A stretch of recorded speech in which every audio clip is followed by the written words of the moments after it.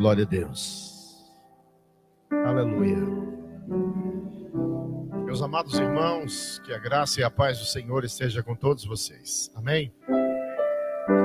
Quero louvar a Deus mais uma vez por essa honrosa oportunidade que o Senhor nos concede de estarmos aqui para cultuar ao Senhor, ouvir a sua voz, sentir a sua presença e compartilharmos uma palavra da parte do Senhor para os nossos corações. Tributar a Jesus a minha alegria de poder retornar a esta casa de oração, rever amigos de longa data, os servos do Senhor, servas do Senhor que aqui estão congregando e aguardando a volta do Senhor Jesus. Deus abençoe meu amigo em particular, pastor Edrísio, missionária Patrícia. Não sei se você notou, mas eu observei que a camisa do pastor, a gravata do pastor é quase a mesma cor do vestido da esposa dele.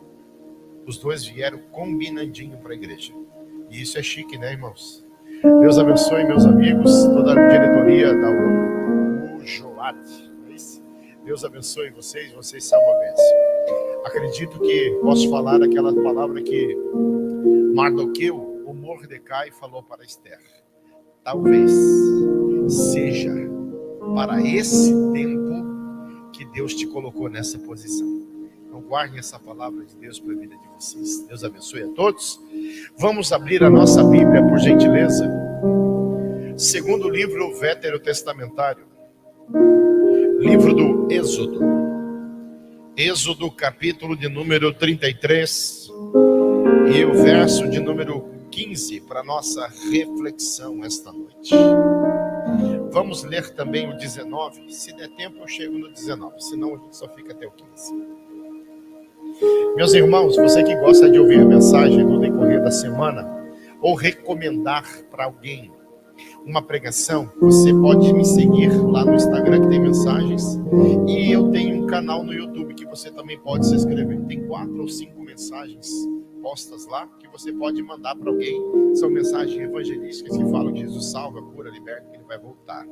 E amanhã, provavelmente até o final do dia, será postado no meu canal a mensagem que foi pregada ontem à noite. Então, se você não teve o prazer, o privilégio de estar no culto ao Senhor ontem à noite e ouvir a palavra, você pode recapitular a mensagem amanhã no canal do YouTube. Tá bom? É o pastor Fabiano Grupa. Deus abençoe a todos.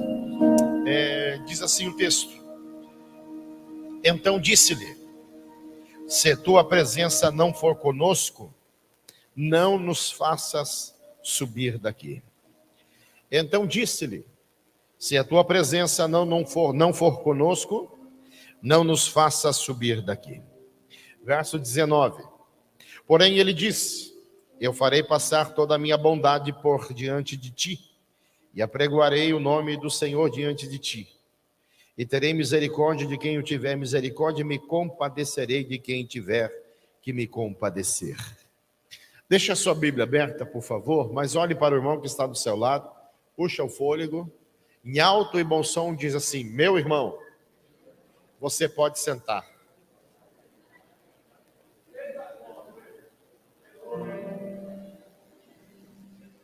Glória a Deus. Moisés, o profeta, Moisés, o líder, Moisés, o escritor, Moisés, o ponto de referência, vai vir de uma família muito simples, vai vir da casa de Arão, uma linhagem sacerdotal, cujo seu pai se chama Amrão e a sua mãe Joquebede.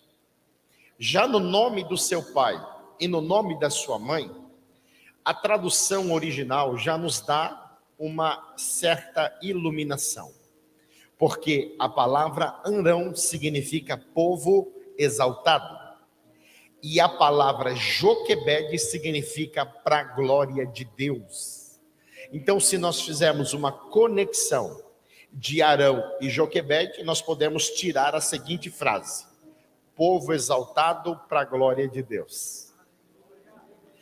Nasceu no ano, por volta do ano 1520, provavelmente na cidade de Heliópolis. Heliópolis, por ser um nome grego, É uma influência grega, mas o nome original egípcio da cidade que Moisés nasceu é Iunu, ou Iune, que quer dizer pilar ou coluna.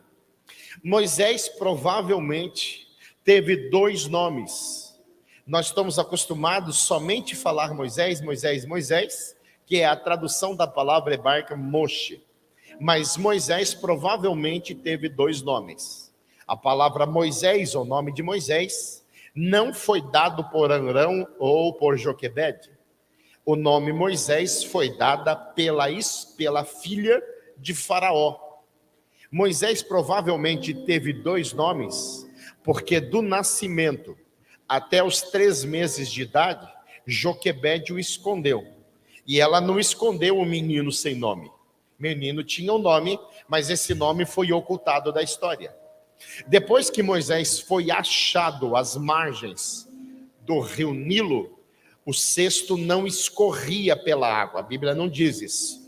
A Bíblia diz que o cesto foi colocado por 2 vezes. Foi colocado, está essa expressão, por 2 vezes. A primeira vez entre os juncos e a segunda vez no meio dos juncos. Pode ler Êxodo 2. Depois que ele foi achado entre os juncos ou no meio dos juncos, que a filha de Faraó o adota, ela devolve o menino para a mãe com interferência da irmã. Só que ela diz, cuida do menino até que ele desmame, eu fique grande e depois você me dá. E depois desse processo, ele vai ser batizado como Moisés. Mas nesse período de 3 meses que ela foi escondida pela mãe, e que a mãe o amamentou até a idade de ser dado à princesa de Faraó, ele tinha um nome. E esse nome é oculto, nós só conhecemos por Moisés. A vida de Moisés, ela é dividida em 3 períodos de 40. Os primeiros 40 anos da sua vida, ele passou no Egito. Ele teve algumas capacitações, ele teve alguns preparos. Foi investir a filha de Faraó, a princesa de Faraó, investiu na vida de Moisés para que ele fosse versátil, fosse habilidoso, fosse nobre, fosse capacitado no idioma, nas línguas, nos estudos e nas políticas egípcias, até o dia em que ele vai se deparar com uma situação aonde ele vai com um soco agredir um egípcio e depois ainda vai enterrá-lo. Para quem conhece de lei sabe que ele cometeu 2 crimes, o primeiro crime um assassinato, o segundo crime ocultação de cadáver. Após essa situação, ele vai fugir para a região de Midian, quando você vai desenvolver o segundo período de 40 anos da sua vida, que vai da sua fuga até da chegada até Midian, do seu casamento, e até 40 anos depois disso ele vai ser confrontado pelo Senhor pela primeira vez no Monte Sinai ou Horebe, enquanto ele pastoreava as ovelhas do seu sogro. Após ele atravessar o deserto, a terceira fase da vida de Moisés, os terceiros 40 anos, vai da sarça ardente até a sua morte no Monte Nebo. Quando Moisés estava passando por um processo de transição do segundo período de 40, que já era 80, para o terceiro período de 40, que vai chegar em 120, os irmãos entenderam? Moisés vai ter um encontro com o Senhor após passar pelo deserto. É interessante que Deus não se revela no deserto, para ele, nessa fase, não se mostra no deserto, mas Deus vai aparecer para ele depois do deserto. E existe 2 verbos lá no capítulo 3, que nós podemos meditar numa outra oportunidade. O primeiro, Moisés chegou. O segundo, o anjo ou o Senhor lhe apareceu. Chegar é diferente de aparecer. E quer dizer que Moisés estava indo aonde Deus já estava. E Deus estava aguardando Moisés cumprir o seu papel para chegar no deserto, para chegar no Monte Sinai. Quando ele chega no Monte Sinai, Deus vai dar uma missão para ele. No intervém do capítulo 2 e do capítulo 3, capítulo 1, capítulo 2 e capítulo 3, no capítulo 1 de Gênesis, Deus está, do Êxodo, melhor dizendo, Deus está ouvindo a oração do povo. No capítulo 2, Moisés vai nascer em resposta à oração do povo. No capítulo 3, é Deus dizendo: Moisés, eu ouvi a oração do povo, eu agi na sua vida, mas quem vai fazer a frente do processo é você. E ele vai para o processo, vai para o projeto que Deus tinha preparado para ele. Só que ele vai ter que conviver com uma geração que vai conhecer milagre, que vai conhecer o poder de Deus, mas não vai conhecer o Senhor. E existe uma diferença. Nem todos aqueles que veem milagres, eles veem o Senhor. Nem todos aqueles que contemplam milagres conseguem se relacionar com o Senhor. Uma coisa é ver milagre, outra coisa é conhecer a Deus. Quando Moisés recebeu esse chamado, ele vai ter a consciência. O Senhor vai embutir essa consciência em Moisés. Moisés, você vai liderar um povo, você vai pastorear um povo que vai conhecer os meus milagres, mas vai ter dificuldade de me conhecer. Vai ver o meu poder, mas vai ter dificuldade de identificar a minha presença. Vai conhecer as minhas maravilhas, mas vai ter dificuldades de reconhecer a minha presença, que não poderá ser contemplado pela minha face por causa da sua dura cerviz. Se você olhar na Bíblia, Moisés, pelo menos 4 vezes, ele vai se deparar com o Monte Sinai, ou com o Monte Horebe. É como se fosse uma cordilheira com várias... é uma cordilheira, porque ainda está lá. É uma cordilheira, por assim dizer, com algumas montanhas. E provavelmente cada montanha tem um nome paralelo. A que se destaca é o Monte Sinai ou o Monte Horebe, entre os demais. Nessas pelo menos 4 vezes que ele vai se deparar com o Monte Sinai ou com o Monte Horebe, nós vamos identificar algumas coisas. A primeira vez que ele vai no Sinai, na linha do Monte Horebe, ele vai ver uma sarça ardente.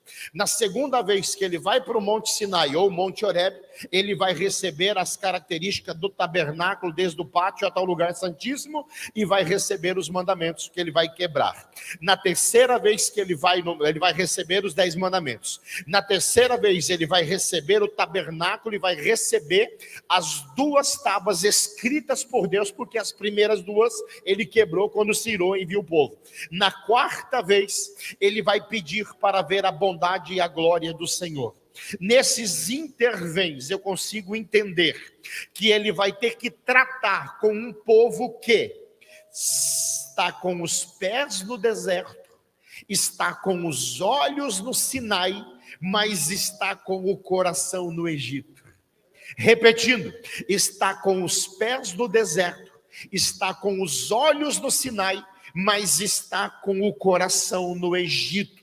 O povo hebreu, na sua maioria, estava com os pés no deserto, com os olhos no Sinai, mas com o coração no Egito. E isso é muito perigoso. Quando Moisés contempla essas situações, que ele vai se deparar com essas situações, ele vai dimensionar o tipo de povo que ele está pastoreando. No capítulo 32 e 33, ele vai entender que Deus está contemplando Moisés, mas também está contemplando o povo.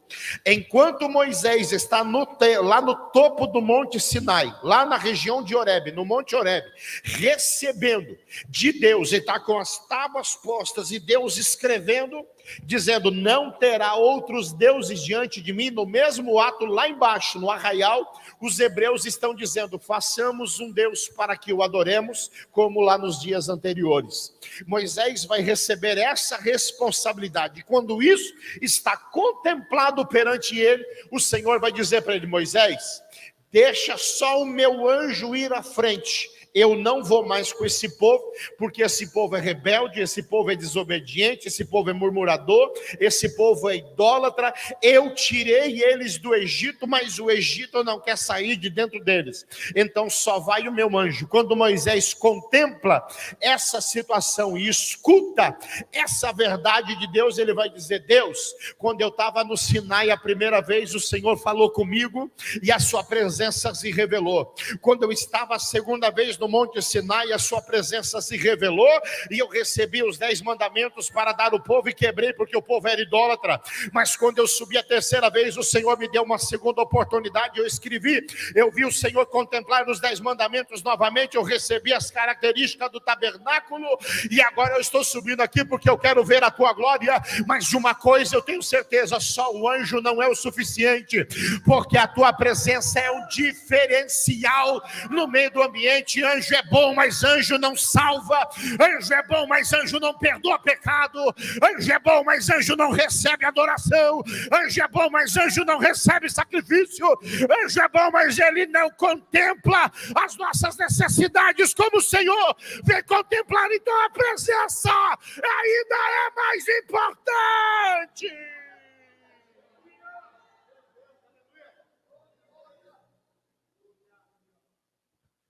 E ao ler esse paralelo que Moisés vai nos apresentar, a gente consegue extrair de uma coisa: como Deus gostava de ou gosta, talvez, se manifestar em situações adversas quando Moisés estava caminhando na presença. Você parou para pensar o que significa a palavra Horebe e o que significa a palavra Sinai no seu contexto original? A palavra Horebe é um trocadilho da palavra deserto. A palavra Horebe, ao escrever no original Horebe ou Horeb, ela é uma das traduções da palavra deserto, mas também significa seco e desolado. E a palavra Sinai é uma tradução livre, é só trocar o Y pelo I e escrever a palavra Sinai, que quer dizer Monte Espinhoso. E é justamente o lugar deserto e espinhoso que por 4 vezes Deus revela sua presença para Moisés. É justamente um lugar seco, um lugar de desolação, um lugar que para muitos não tem valor algum, não tem perspectiva alguma, não tem vida alguma, que Deus dizia a Moisés: sobe para esse lugar desolado, venha, passe por esse lugar espinhoso, porque eu tenho uma grande revelação para te dar. Porque eu tenho uma grande experiência para te dar. E é lá, nesse lugar seco, nesse lugar isolado, nesse lugar deserto, que eu vou revelar a minha glória para você. Eu já estou quase 15 minutos pregando, então levante a sua mão, por favor. Eu não quero ser exigente e nem mal educado, mas eu quero interagir com a igreja. Levante a sua mão, por favor, e eu tenho uma palavra profética, guarde no seu coração. Eu não sei quão espinhoso é o caminho que você está atravessando. Eu não sei quão seco e desolado é a fase que você está atravessando, mas pode estar escondida uma grande revelação de Deus para a sua vida, pode estar escondido um grande propósito de Deus para a sua vida, pode estar escondido algo extraordinário da parte do Senhor para a sua vida.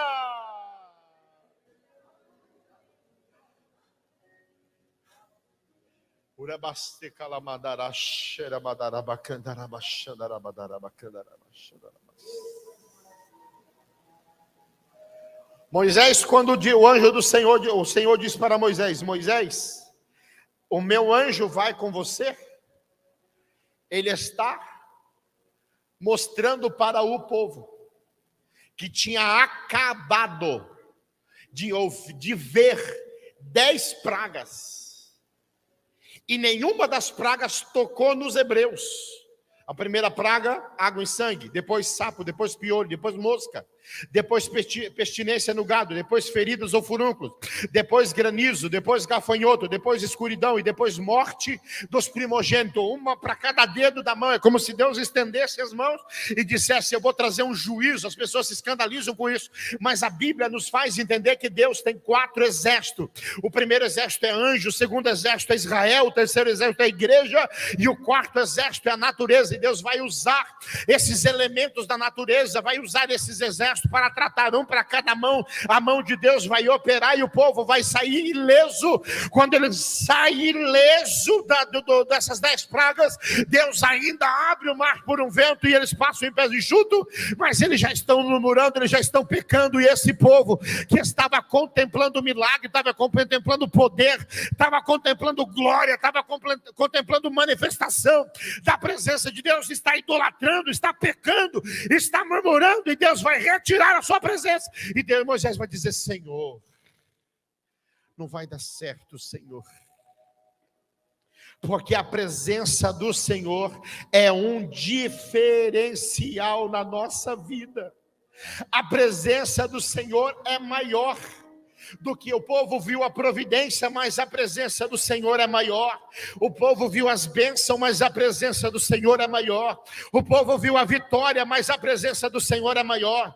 O povo viu a provisão, mas a presença do Senhor é maior. O povo quer status, mas a presença do Senhor é maior. O povo quer posição, mas a presença do Senhor é maior. O povo quer carga, mas a presença do Senhor é maior. O povo quer cargo e a presença do Senhor é maior. A provisão passa, mas a presença fica. A bênção passa, mas a presença fica. A vitória passa, mas a presença fica. A provisão passa, mas a presença fica. O status passa, mas a presença fica. A posição passa, mas a presença fica. O cargo passa, mas a presença fica. O cargo passa, mas a presença fica.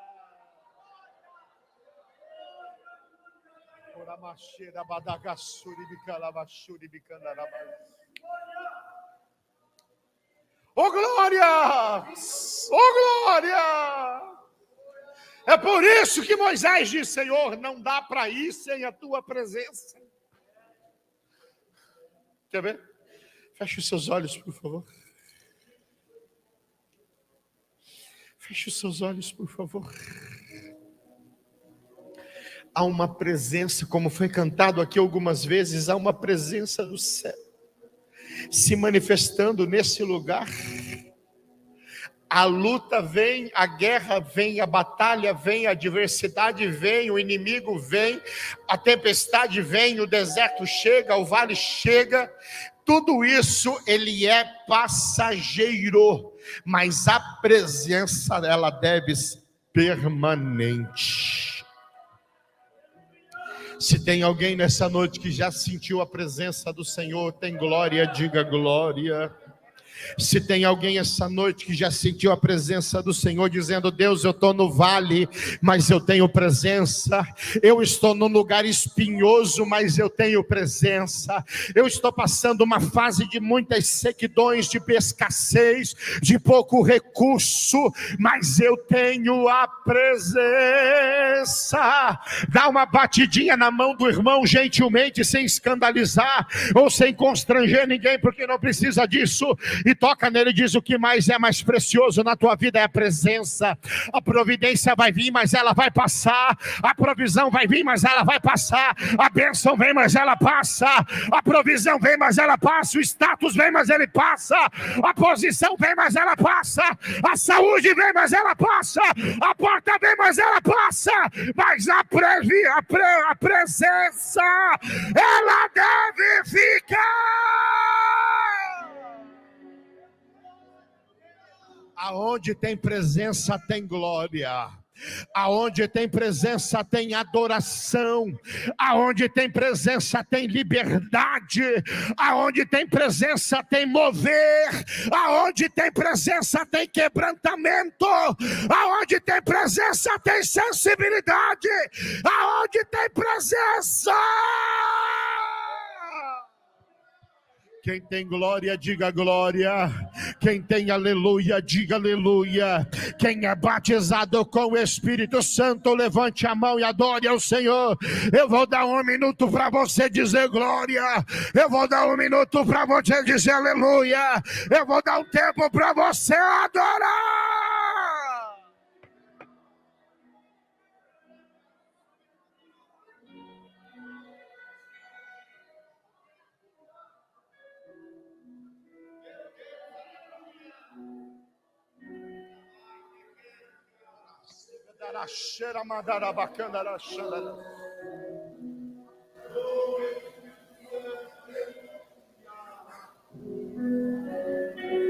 Eu me lembro que eu recém tinha sido, com 17 anos. Eu aceitei Jesus com 15 e fui batizado com 17, porque eu levei 2 anos para entender o que era batismo com o Espírito Santo. Batismo com o Espírito Santo é para quem nasceu de novo, para quem é regenerado. É revestimento para quem quer compromisso com as coisas de Deus. E eu levei 2 anos para entender. Me consagrava, jejuava, lia a Bíblia, ia para o culto. E eu me lembro de um dia, depois de ser batizado com o Espírito Santo, que eu estava num culto e o pregador disse assim: se você convidar Deus, se você pedir para a presença dele se manifestar, aonde você ora e tiver paciência de esperar, porque orar não é só falar com Deus, é ouvir Deus também, é relacionamento. E se você entrar num ambiente de adoração, a presença de Deus vai se manifestar. E ele diz: pode ser na oração da manhã, pode ser no café da manhã, pode ser no almoço, pode ser antes de você se assentar para tomar o seu café, ou almoçar, ou tomar café da tarde, ou jantar, ou na madrugada, qualquer horário. E eu me lembro que naquela semana, naquele dia, eu não estava trabalhando, tinha 17 para 18 anos, 17 anos. E eu fiquei sozinho em casa. A minha mãe foi trabalhar, o meu irmão foi fazer alguma coisa e eu fiquei em casa. E enquanto eu estava em casa, era mais ou menos 2:30 da tarde. Eu falei: hoje eu vou tomar um café com Jesus. O pregador falou que se a presença de Deus desce e manifesta, hoje eu vou fazer um encontro com Jesus. Hoje vai dar certo, eu vou tentar. Arrumei a mesa, passei um café, arrumei a mesa. Coloquei uma cadeira para mim sentar e ajeitei. A gente morava numa casinha de 3 cômodos e o banheiro. O cômodo do meio era a sala. O cômodo da ponta era a cozinha, depois o banheiro, e o cômodo de lá era o quarto. Uma cama de casal e depois aqui uma cama de solteiro. E um dormia no quarto, outro dormia na sala. Os irmãos entenderam, né? E na sala ficava uma mesinha de plástico, aquelas redondinhas, que desmonta e desmonta, com as cadeiras de plástico, aquela que tem assento, que tem lugar para botar os braços assim. E eu arrumei uma cadeira, posicionei para alguém entrar e se assentar e virar e tomar café. E eu coloquei a minha cadeira, porque estava no canto da mesa, a mesa estava no canto da casa, estava uma cadeira aqui e uma cadeira lá. E eu arrumei a mesa, coloquei o pão, coloquei o café, coloquei o leite, coloquei uma xícara aqui, coloquei uma xícara do outro lado. E eu me assentei. Eu me assentei à mesa, e quando eu me assentei à mesa, eu segurei as mãos na mesa, eu fechei os olhos,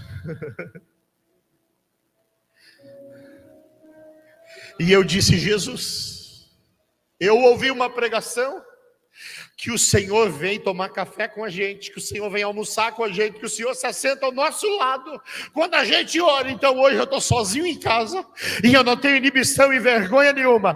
Eu preparei uma cadeira, eu preparei uma xícara, eu preparei um ambiente, para o Senhor vir tomar café comigo. Vem tomar café comigo, Jesus. Eu quero sentir a tua presença, eu quero ouvir a tua voz, eu quero ser tocado pelo Senhor, eu quero ter uma experiência contigo para contar para os meus filhos e para os meus netos, que quando a gente pede, a presença dela, ela se manifesta.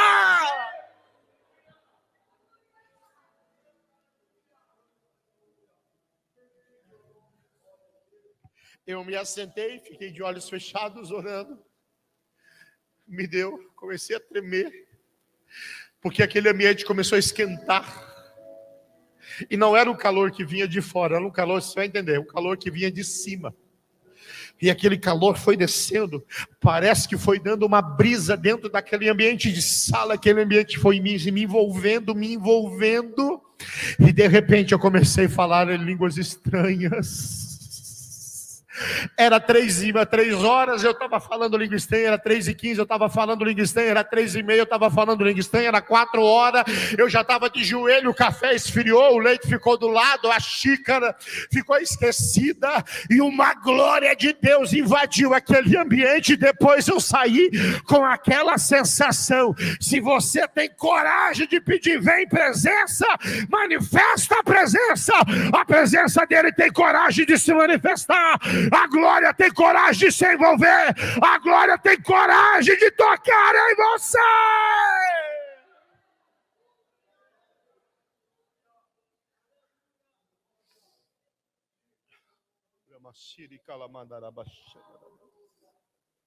Mas a questão aqui do texto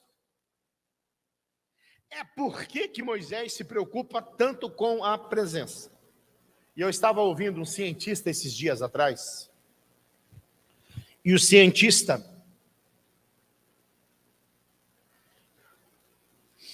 ele estuda o DNA humano, ele disse que dentro do DNA humano se pode pôr números, transformar em números para gerar cálculos para chegar a um denominador comum.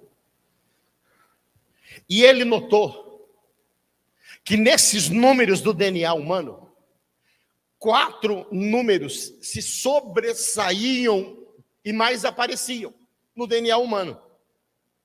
O número 10, o número 5, o número 6 e o número 5. Nessa ordem, 10, 5, 6, 5. E ele teve um pensamento de olhar esses números no alfabeto hebraico. No alfabeto hebraico, os nomes correspondem a números. Por exemplo, a letra Aleph, ou a letra, que é a primeira, corresponde a 1. Bet corresponde a 2. Gimel, 3. Dalet, 4, e assim sucessivamente. E ele começou a observar que a letra 10 é a letra Yud, que a letra 5 é Re, que a letra 6 é Vav, e que a letra 5 de novo é Re. Então ele vai transformar esses 4 números em 4 letras: Yud, Re, Vav, Re. Para quem já leu lá um pouquinho da Bíblia hebraica, sabe que a palavra Yud, Re, Vav, Re são as consoantes que formam a letra Iavé. Esse cientista disse que dentro do DNA humano está cravado o número 5, 10, 5, 6 e 5, transformando em números a letra Iavé, ou Jeová, ou o Senhor, está cravado no DNA humano. Então o homem não consegue ser realizado sem a presença do Senhor. Olha para quem está do seu lado e diga para ele: você tem o DNA de Deus. E não dá para fugir disso, nem que você não queira. Está cravado no teu DNA. Agora, 2 coisas que Moisés entendeu: que precisa estar a presença de Deus junto dele, e ele não pode viver sem. A primeira, Moisés vai perceber dos primeiros, dos segundos 40, quando ele chega nos 80 anos, no segundo 40, vamos dizer assim, na segunda fase, que é os 80 anos, ele vai subir no Monte Sinai e vai ter uma revelação da presença de Deus. Quando ele tem uma revelação da presença de Deus, que ele vai mudar totalmente o seu trajeto de vida, ele vai perceber que a presença de Deus vai te dar uma direção certeira. Vou repetir. A presença de Deus vai te dar, ou vai nos dar, uma direção certeira. Se está todo mundo dizendo, vai por aqui, e Deus disse, vai por lá e não vai por aqui. Se está todo mundo dizendo, faça isso, mas Deus diz, faça aquilo, não faça isso e faça aquilo, porque aquilo que Deus está dizendo vai dar certo. E além de dar certo, é certo. Não adianta a gente só fazer porque dá certo. Ouvir a voz de Deus é fazer o que é certo e ter a garantia que vai dar certo, porque é certo. A voz de Deus, a presença de Deus vai te dar uma direção certeira. Segundo fator, a caminhada pela frente tem batalhas. Moisés está no 3º ano para 4º ano de travessia. 2º ano para 3º ano, vamos dizer assim. De travessia pelo deserto. Era para ser só 40 dias, mas por causa da murmuração, os 40 dias viraram 40 anos. Para cada ano de murmuração é 1 ano a mais de prova. E Moisés, ele vai olhar o que tem pela frente e ele vai dizer: Senhor, tem muito processo pela frente, tem muitas batalhas pela frente, tem muitos desafios pela frente, tem muitas barreiras pela frente, tem muitos inimigos pela frente, tem muralha pela frente, tem inimigo pela frente. Se nós não estivermos com a tua presença, nós não vamos chegar. Por que tem gente que para? Não é por causa da luta, não é por causa da batalha, é por causa da ausência da presença. O que esfria o crente não é a guerra, o que esfria o crente não é os desafios. Muitas vezes, o que vai esfriando o crente é a ausência da presença. Vem para o culto, não percebe que passou o culto todo só como espectador. Nós chegamos a um tempo que a gente tem que perguntar para a igreja, quem está dirigindo o culto: você veio para a igreja ou você veio para o culto? Olha para quem está do teu lado e pergunta para ele: você veio para a igreja ou você veio para o culto? Tem gente que só veio para a igreja, não veio para o culto. Mas tem gente que não veio para o culto e está dizendo: está na hora de cantar o hino da harpa, está na hora de ouvir a palavra, está na hora da irmã fazer a apresentação, está na hora de louvar, o pastor vai dar a bênção apostólica. Ela não está na igreja, mas ela está no culto. E tem gente que vem para o culto, vem para a igreja, mas não vem para o culto. Bom é que todos se encontrem na igreja e no culto e na igreja e no culto e na igreja, na igreja e no culto e na igreja. E por último, para encerrar, o que eu vim para pregar é aquilo que Deus me deu. A presença de Deus, além de te dar uma direção, ela vai te fazer suportar as provas que virão sobre você. Lembra que eu disse ontem que você não é frufruzinho de Jesus? Se não viu ontem, entra no YouTube amanhã que tu vai achar. Lembra que eu disse para a igreja ontem que quando você se converter, não vai entrar dentro de uma bolha de isolamento. Quando você aceitar Jesus, os teus pecados serão perdoados, mas você vai entrar numa batalha.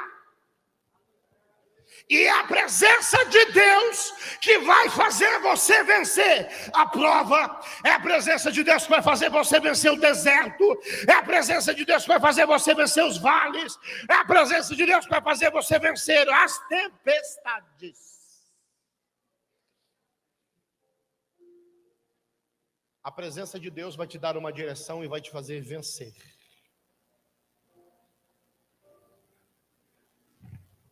Eu vou apertar um pause. Outro dia, quem sabe a gente continua daqui.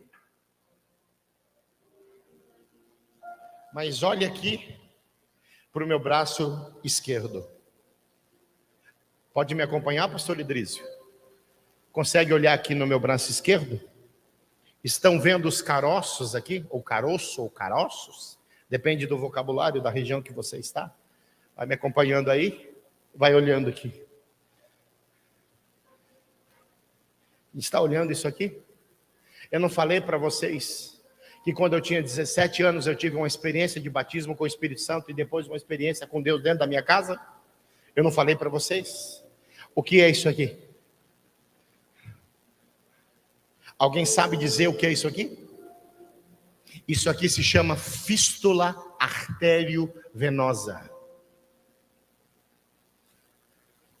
A fístula arteriovenosa é colocado no braço esquerdo ou direito, no corpo de uma pessoa que ela perde por completo as funções renais.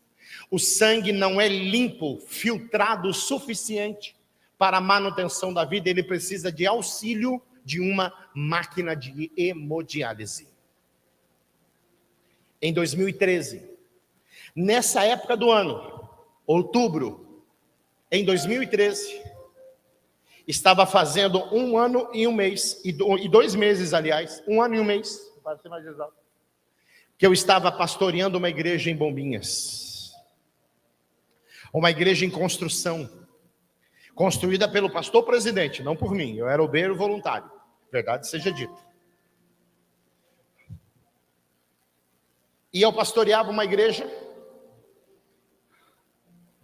que ela pode ser resumida menor do que o tamanho desse púlpito aqui. Porque hoje elas são salas para escola dominical e o templo é em cima, quase na proporção dessa igreja. E a igreja estava passando por uma transição.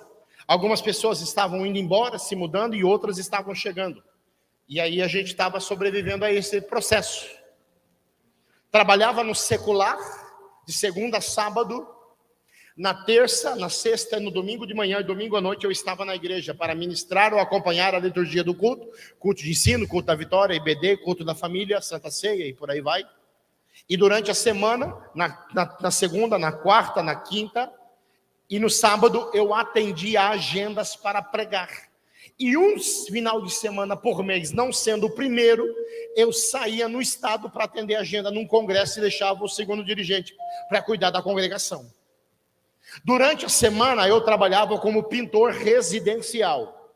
E quem mora no litoral, como aqui, eu não sei se aqui funciona nessa região, mas eu acredito que sim, existe um sistema de temporada, que é abril, maio, junho, julho, agosto, setembro, outubro e novembro. É um sistema, é um ritmo, é um andamento.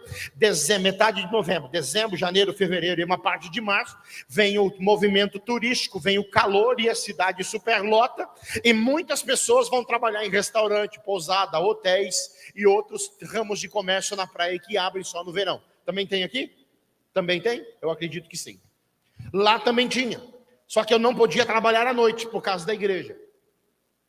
Trabalhava de garçom de dia no verão e trabalhava na pintura no inverno.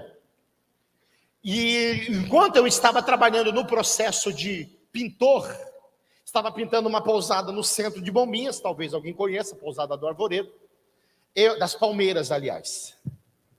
Eu senti uma canseira, uma exaustão, uma impossibilidade de trabalho.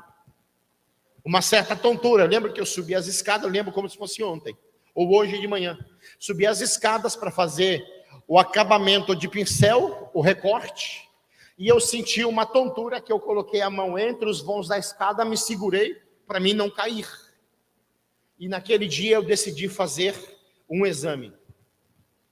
Naquele mesmo dia, após trabalhar no final do dia, eu fui para a casa dos meus avós. O meu avô já dorme no Senhor, mas a minha avó ainda está viva. E ela olhou para mim, quando eu bati na porta, ela disse assim, Binho, que é o apelido da família, ela diz, Binho, você precisa fazer um exame de sangue, porque você está com anemia profunda. O seu avô era anêmico, e eu conheci as características de anemia do seu avô, e você precisa fazer esse exame de sangue também. Eu falei, vó, eu vou fazer. Fui fazer o exame de sangue na outra semana, o exame ficou retido, leva uma semana para o resultado, saía uma semana depois. Fazia na sexta, fazia na segunda, saía na sexta, fazia na sexta, saía lá por quarta ou quinta-feira. Os irmãos entendem, né? Como é que é o SAMU, como é que é o sistema do SUS, melhor dizendo. Quando esse exame estava discorrendo, o médico disse, você vai tomar algumas vitaminas, porque você está anêmico. Ele olhou minha vista, olhou a minha gengiva, olhou as orelhas que estavam brancas. Se você procurar o Facebook, AD Belém, que era a igreja que eu pastoreava, o congresso de 2013, vocês vão me ver lá completamente terno, gravata, que o pastor Aldo Galina pregou num rosto empalidecido, anêmico, branco. Literalmente, eu estava com cor de uma pessoa morta. Porque quando o rim paralisa, o rim não te ajuda a produzir um hormônio chamado alfa-poetina, que é o elemento chave para produzir os glóbulos vermelhos, para impedir você de ter anemia. E eu fiz esse resultado, eu fiz esse exame. Quando saiu o resultado, eu atendi o telefone. Na época não era smartphone, era aqueles de fibra que havia, que tinha os numerozinhos para digitar. A telinha ou era verde ou era azul, ou era branquinha. Eu atendi o telefone. A enfermeira que estava no laboratório disse, seu Fabiano, o senhor precisa vir aqui refazer os exames de sangue. Eu disse, por quê? Porque ela disse que conforme a moça foi digitando os resultados, nós achamos que a moça colocou uma vírgula no lugar errado dos seus resultados. E o senhor precisa refazer os exames. E eu fui fazer novamente na sexta-feira. Fui fazer de novo, ela me ligou na quinta, eu fui na sexta. Na segunda-feira, às 11 horas da manhã, a mesma enfermeira do laboratório me liga dizendo: seu Fabiano, saiu os resultados do senhor. O senhor precisa ir com urgência no posto de saúde do seu bairro, porque o médico quer falar pessoalmente com o senhor. E ela disse: o quê? Eu disse: o que ela quer falar? Ela disse: vai lá que ele vai explicar com o senhor. Terminei o meu serviço do meio-dia, 1h fui para o posto de saúde. Quando eu cheguei no posto de saúde, me identifiquei na recepção, a recepcionista disse: senhora Fabiano? Eu falei: sou Fabiano, vim aqui. Ela me passou na frente dos pacientes e me colocou direto na porta. Ela disse assim: ó, chegou o Fabiano. E o seu doutor Alexandre Júlio disse: entra. Eu me assentei, os exames estavam expostos, e ele disse: seu Fabiano, eu tenho uma notícia para o senhor, não é boa. Eu falei: estou no posto de saúde, doutor. Ele olhou e disse: os resultados dos exames de sangue indicam que o senhor está entrando em falência renal crônica, e o senhor precisa ser hospitalizado com urgência. Aí eu saltei da cadeira. E eu disse: como assim, doutor? Ele disse: os seus rins estão parando. O senhor precisa ir para o hospital urgente. Eu já chamei a ambulância para levar o senhor. Eu disse: doutor, calma aí. O meu filho está na escola, a minha esposa está em casa, eu estou aqui, e eles provavelmente nem sabem que eu vim aqui esse horário, nem sabem dessa conversa. Ele disse: o senhor tem 15 a 20 minutos para resolver esse problema e voltar aqui. Eu disse: eu não vou com o meu carro. Ele disse: não, o senhor vai de ambulância. Fui na escola, tirei o menino da escola, levei ele para a dirigente do círculo de oração, que era a Silviane, que hoje ainda congrega lá, mas não é líder do círculo de oração. Fui até em casa e disse: Joyce, o médico disse que eu estou mal, que os meus rins estão paralisando e eu preciso ir para o hospital urgente. Em 20 minutos eu fiz todo esse trajeto e voltei. Quando eu cheguei no posto de saúde, a ambulância já estava na porta do posto de saúde com o giroflex ligado, mas não com a sirene. Entrei no consultório e disse: doutor, resolvi. Ele pegou alguns papéis, colocou na mão do motorista e disse: entrega direto na mão da médica que está em exercício. O senhor pode ir, seu Fabiano. Eu entrei na ambulância, fui no banco da frente, eu fui sentado no meio, a minha esposa na ponta, e o motorista, que era um conhecido lá de Bombinhas, me fugiu o nome dele agora. Chegamos no hospital Ruth Cardoso, aqui em Balneário Camboriú. Quem conhece?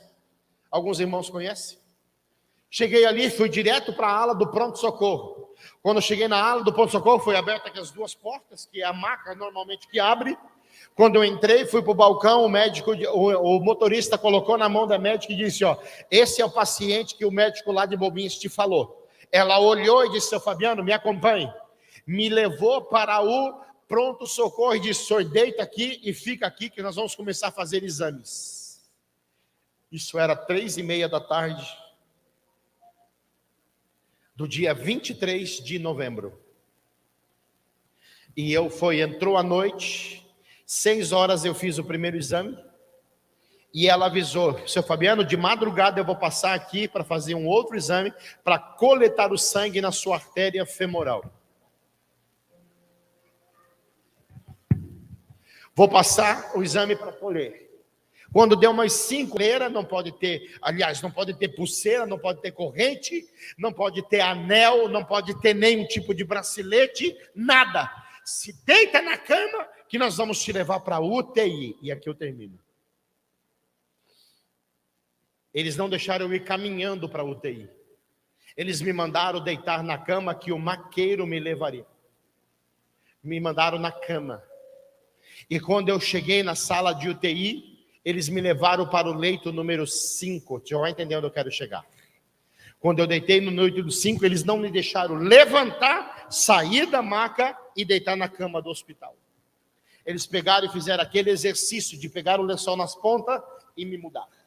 Eu tentei ajudar, mas eles foram mais rápidos do que eu. Veio outra enfermeira com presto barba, fez uma raspagem nos meus braços, em partes, fez uma raspagem no meu tórax, colocou um eletrocardiograma no meu peito, colocou um medidor de pressão no meu braço esquerdo, colocou um medidor de pressão no meu braço esquerdo, melhor dizendo, eu tomei 3 bolsas de sangue de 400 ml, cada uma no meu braço direito, e um medidor de oxigênio no meu braço, no meu dedo indicador do braço esquerdo, da mão esquerda. Quando eu estava deitado, todo equipamento, com os equipamentos, tomando bolsa de sangue, paralisado, que todo mundo saiu e o horário de visita acabou, eu disse: meu Deus, o que é isso? Que negócio é esse, Jesus? Que negócio é esse, Jesus? O que é? O que é isso, meu Senhor? Primeiro dia de UTI, silêncio. Segundo dia de UTI, silêncio. Ligar, na hora de visita, minha esposa trouxe o celular e disse: liga para tal pessoa, ela vai orar por você. Ele atendeu o telefone e disse: eu estou na UTI, cheio de aparelhos e preciso que ore por mim. Essas foram as palavras deles. Eu não posso orar por você porque eu estou caminhando do shopping e não tenho onde orar. Entendi, era verdade? Desligou o telefone, depois eu te ligo, até hoje.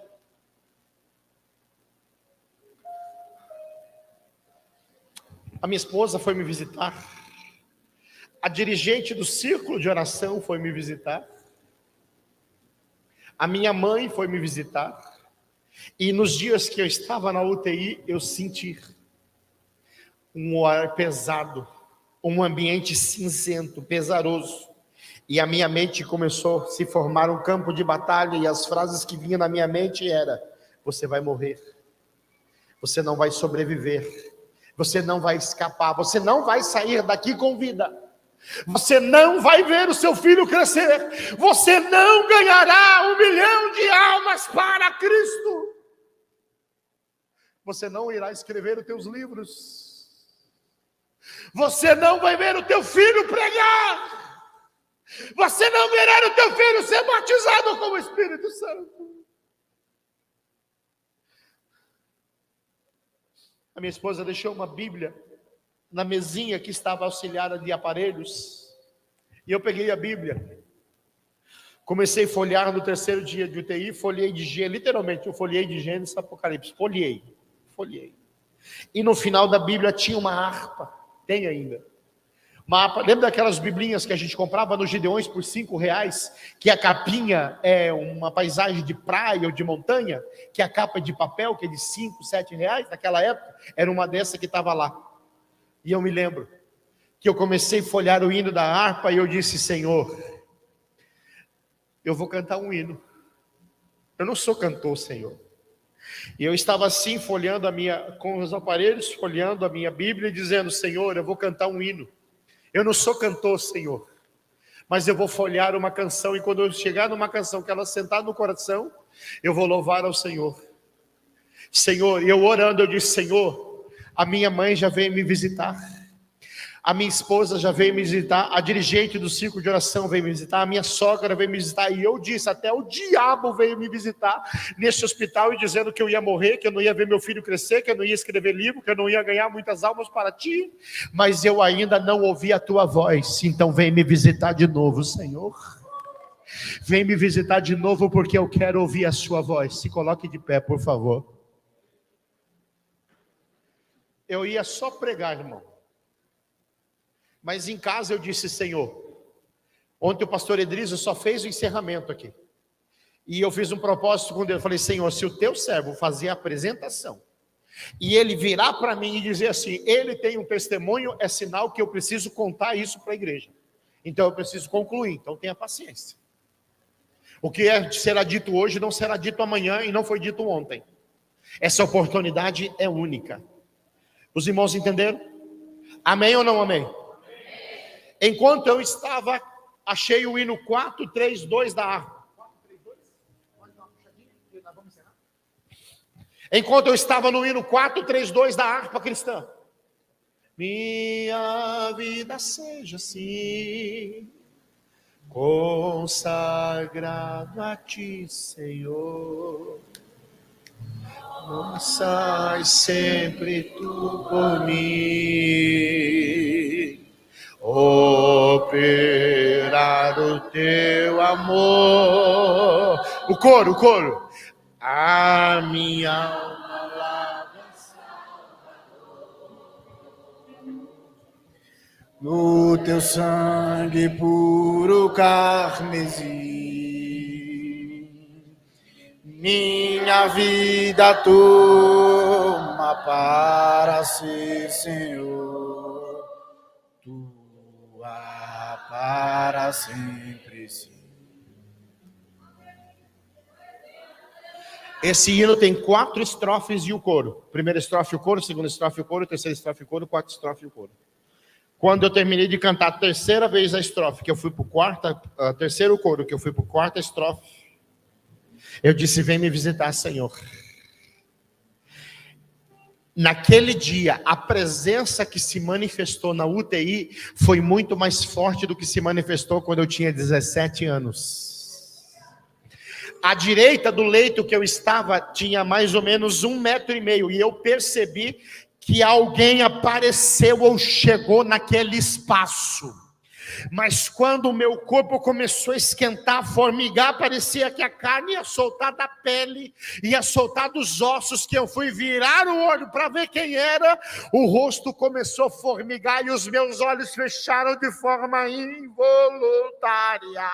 Eu não consegui ver quem estava, porque a glória era tão grande, aquele vermelho, se você fechar o teu olho, tem uma chance de ficar um vermelho do sangue, aquele vermelho do meu sangue da vista desapareceu quando a gente fecha os olhos e ficou tudo branco, ficou tudo luz, e aquele calor maravilhoso, e aquela presença foi chegando mais perto, aquele calor no quarto foi aumentando, e de repente aquele corpo encostou na cama, e eu senti a voz de Deus falando na minha alma, filho, eu estou aqui, você não vai morrer, o que você está passando é para a minha glória.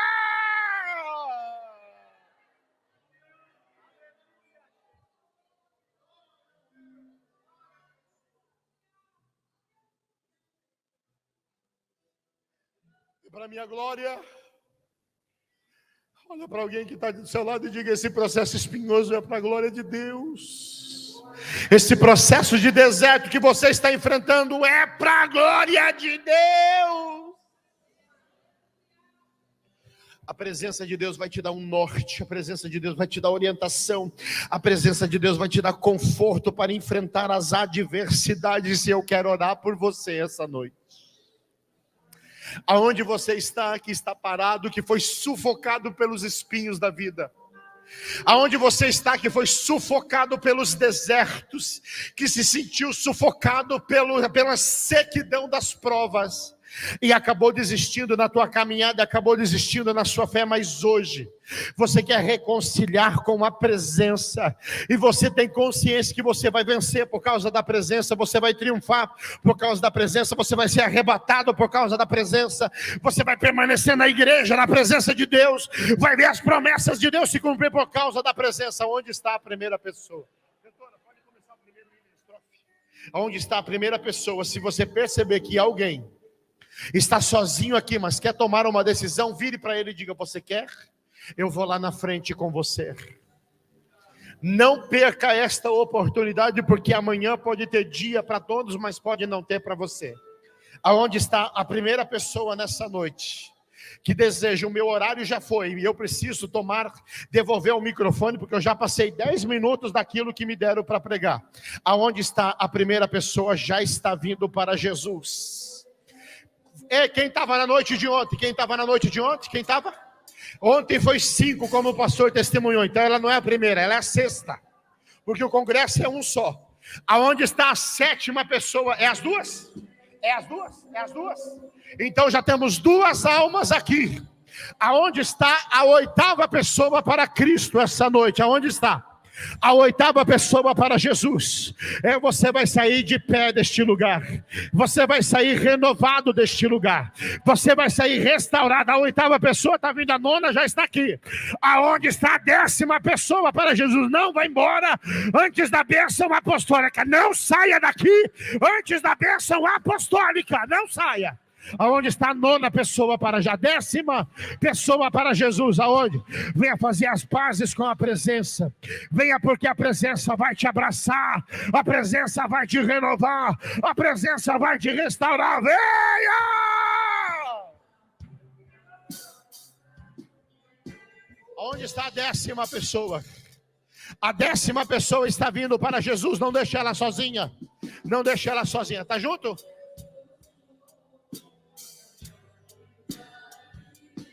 Aonde está a 11ª para Jesus? A 11ª. 5 hoje com 5 hoje são 10. Aonde está a 11ª? A 11ª vai vir. A 11ª vai vir. A 11ª já está aqui, as duas. A 11ª e a 12ª. Aonde está a 13ª?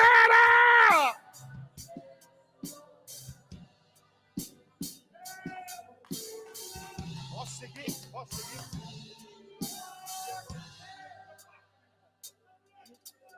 Uriasse mandará suri bicandaraia.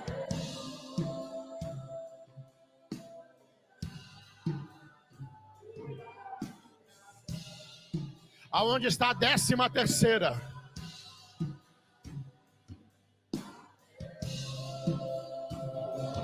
Urabagashira bacandarabasuri bicandaraia. Urabaxepacala bacore bacandarabacandaraia. Aonde está a 13ª?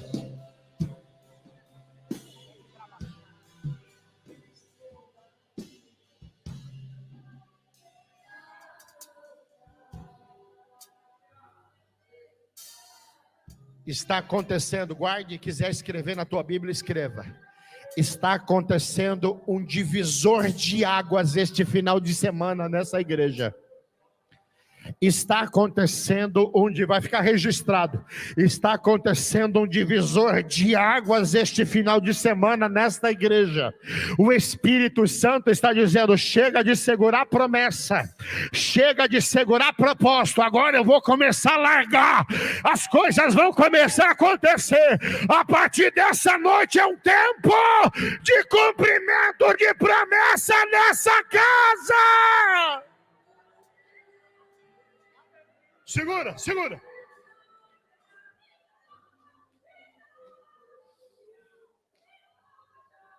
Escute, irmão.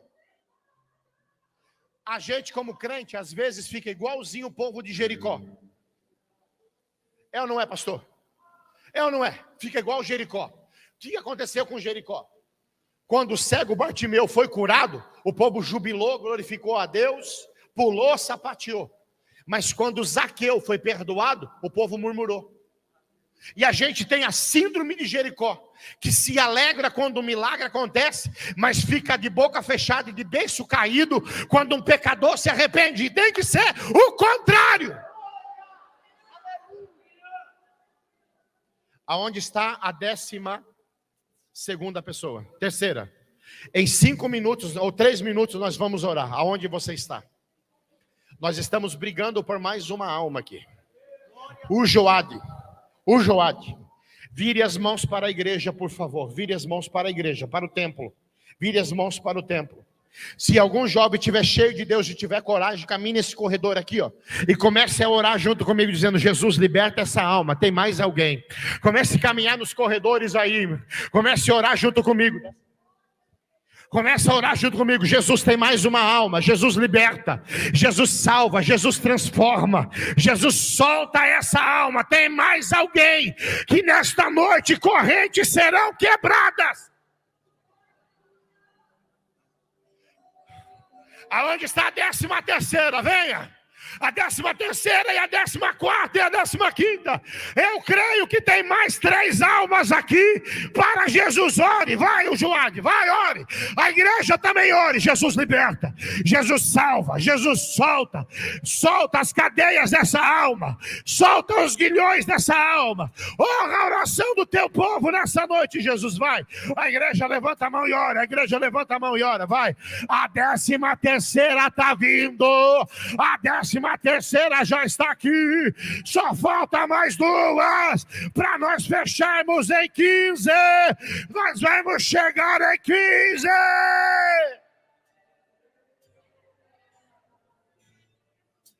Aonde está você? Em 2 minutos nós vamos orar. Onde está você? Em 1 minuto nós vamos orar. 14ª alma, venha para Cristo.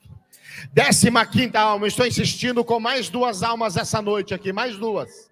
Eu preciso insistir com mais 2 almas aqui. Você está caminhando no fio entre a vida e a morte. E Deus te trouxe aqui para tomar uma decisão. Em 30 segundos nós vamos orar. Aonde você está, 14ª, e aonde você está, 15ª. Não resista, não segura. Em 20 segundos nós vamos orar. Mas existe pelo menos mais 2 pessoas que estão aqui, que vieram para essa reunião para tomar uma decisão por Cristo. A presença de Deus está te tocando, a presença de Deus está falando, a presença de Deus está te renovando. Venha, venha, venha. Em 15 segundos nós vamos orar. Onde você está? A 14ª está vindo, e a igreja? A 14ª está vindo, e a igreja? A 14ª está vindo, e a igreja, em lágrimas, correntes estão sendo quebradas.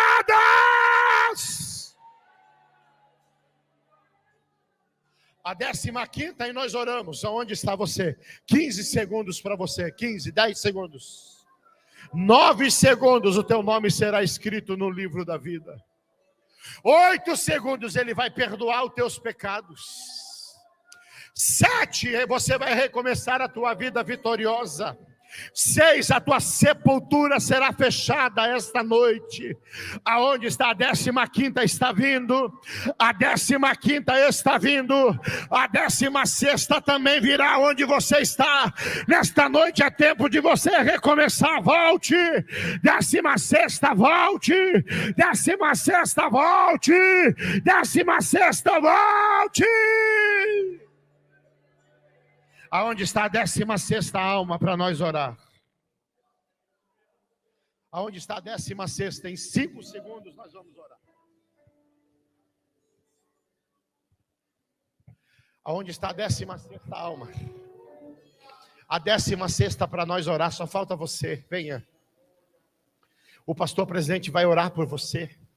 Os jovens da UJOAD vão abraçar você, o círculo de oração vai abraçar você, essa igreja, a família Bom Pastor vai abraçar você, vai discipular você, vai visitar você, vai acompanhar você, e não é só você que vai se converter, é toda a tua família, mas ninguém é crente, mas venha ser você o primeiro. Aonde você está, 16ª alma?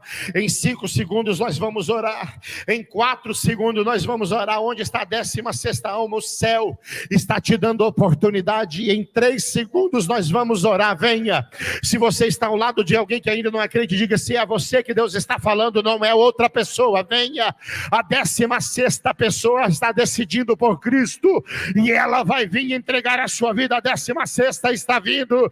Hoje está com o uniforme do coque, mas o ano que vem estará com o uniforme da UJOAD, e ainda vai dar palavra, fazer leitura, ou vai fazer entrada de bandeira, dar alguma coisa para esse rapaz fazer. Pega na mão da pessoa que está do teu lado aí, por favor.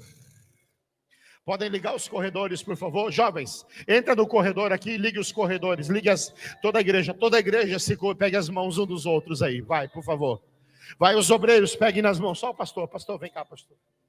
Vem cá. Oras. Você vai receber o privilégio. Pegue na mão de alguém. Isso. Abraça essas pessoas que estão aqui.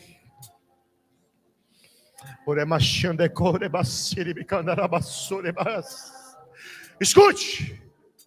O tempo da sequidão está ficando para trás. Hoje. Escute, o Horebe de vocês está ficando para trás. O Sinai de vocês está ficando para trás. Os montes espinhosos estão ficando para trás. Esse final de semana é o divisor de águas nessa igreja. Estenda as mãos assim, comece a orar. Jesus, nós recebemos essas vidas, perdoa. Pode orar, pastor, pode orar, pastor, pode orar, pastor. Glória a Deus. Vamos orar, irmão. Cadê o Jonathan? Jonathan, vem aqui. Cadê o Jonathan? Tá aqui, fica aqui, pode ficar aqui. O Jonas fez mais um ano de vida e nós já vamos aproveitar e vamos estar orando por ele. Irmão, com almas chegando, a gente vai até a meia-noite. O importante é que volte aos pés do Senhor e aceite Jesus como seu único e suficiente Salvador. Oramos todos. Glorioso Deus e eterno Pai.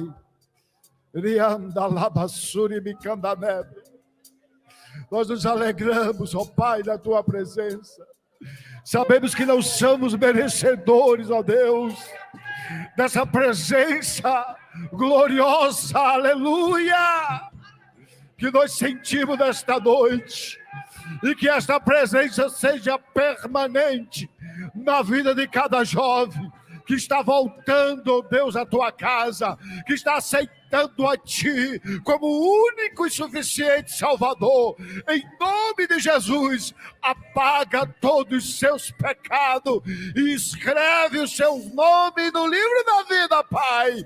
Meu Deus, te agradecemos pelo Jonathan, que a tua boa mão esteja abençoando a ele, cada jovem para a tua glória, em nome de Jesus. Assim mesmo como você está, levante. Pode soltar a mão do seu irmão, levante a sua mão. Amanhã nós temos oração na congregação e vamos estar unidos para fazer mais para a glória de Deus. Agradeço ao pastor Fabiano, a banda, a todos vocês que estiveram conosco nesta noite. Que a graça do nosso Senhor Jesus Cristo, o amor de Deus e a comunhão do Espírito Santo seja com toda a igreja. E todos digam... Aleluia. Deus abençoe.